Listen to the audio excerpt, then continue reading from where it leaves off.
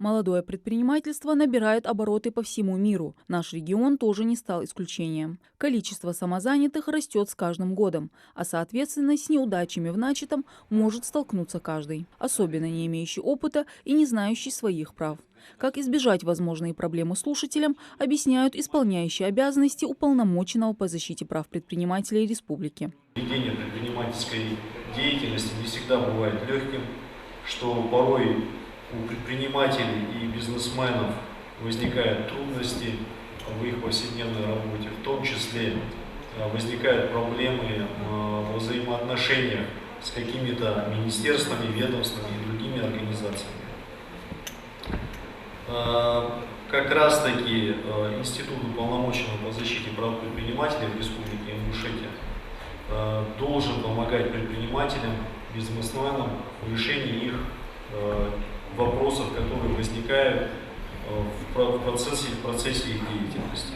То есть на обеспечение гарантий госзащиты прав и законных интересов предпринимателей может рассчитывать каждый, присутствующие в зале студенты, которые только на пути получения образования. Несмотря на это, большинство из них уже имеют представление о своем будущем, а кто-то и вовсе хочет совмещать несколько занятий одновременно для дополнительного заработка. Несмотря на то, что я хочу работать врачом-терапевтом, также, чтобы иметь хороший доход, я буду делать ламинирование ресниц и бровей.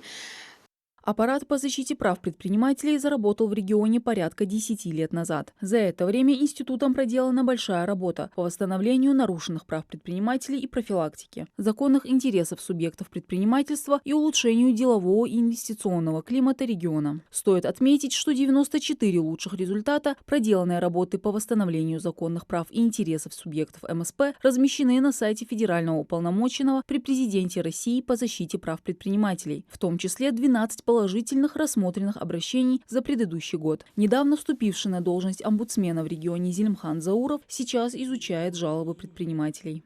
Первое обращение оно касалось как раз-таки реконструкции ФАТ «Кавказ». Там возник вопрос по земельному участку, который находится в собственности у предпринимателя.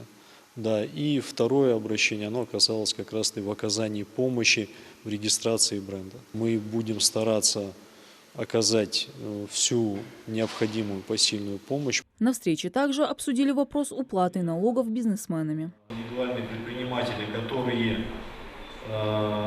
работают по упрощенной системе налогообложения, они будут платить налог только 2%. Чтобы вы понимали, раньше этот налог был 6%. То есть я считаю, что это большая помощь, большое подспорье начинающим предпринимателям, но и уже предпринимателям с опытом. Теперь студенты точно знают, открыть свое дело может каждый, а государство поможет и поддержит. Мадина Цора, Асхаб Белакиев, Магаз, 24.